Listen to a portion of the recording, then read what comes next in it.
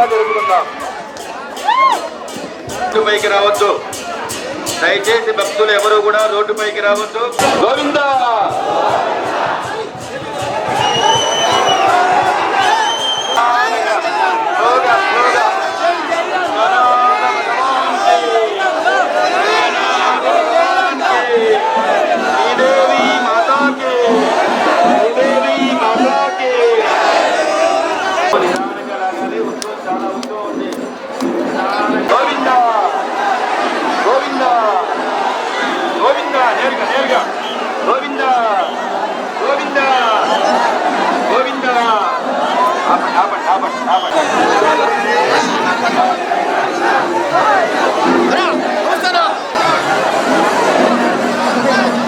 भगवान के श्रीदेवी माता के श्रीदेवी माता के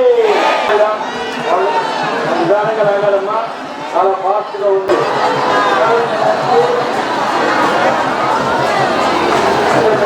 చాలా ఫాస్ట్గా ఉన్నాయి. దయచేసి నిదానంగా రాగండి. ఇలాగే మించి వాళ్ళు గొప్పలేస్తారు నాయన, నిదానంగా.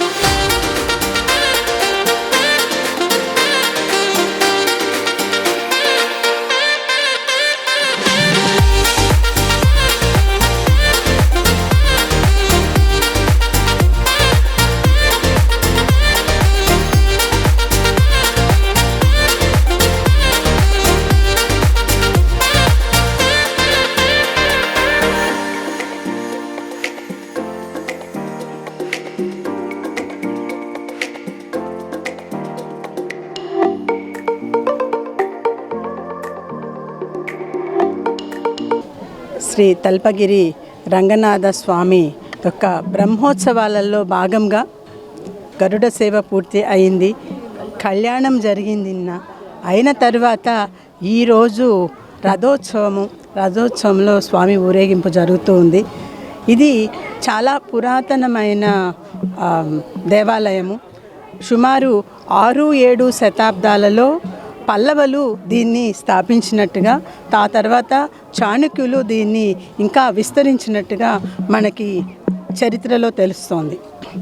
అటువంటి ఇంత పురాతనమైన చరిత్ర కలిగిన మన రంగనాథ స్వామి టెంపుల్కి ఒక బ్రహ్మోత్సవాలు జరుగుతున్నాయి అంటే ఇక్కడ ఒక్కటే కాదండి, నెల్లూరు వాళ్ళు ఎక్కడుంటే రావటమే కాదు, నెల్లూరు వాస్తవ్యులు మన ఆంధ్రప్రదేశ్ నుంచి అనే కాదు, చాలా మిగిలిన స్టేట్స్ నుండి, ఇండియా మొత్తం నుండి, ఇంకా ఇదే కాకుండా అబ్రాడ్ నుంచి కూడాను, బయట దేశాల నుంచి కూడాను, వివిధ దేశాల నుంచి కూడాను వచ్చి స్వామివారికి కానుకలు సమర్పించుకొని తమ మొక్కులు తీర్చుకొని వెళ్ళటం అనేది చాలా ఆనవాయితీగా జరుగుతోంది.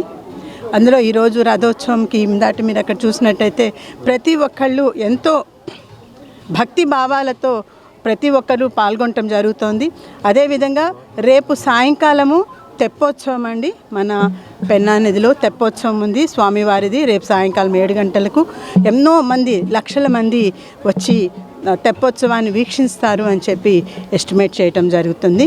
మీరందరూ కూడా తప్పకుండా రేపు తెప్పోత్సవానికి కూడా వచ్చి ప్రతి ఒక్కరూ స్వామివారి యొక్క ఆశీస్సులు తీసుకోవాలని నేను మనస్ఫూర్తిగా కోరుతున్నాను.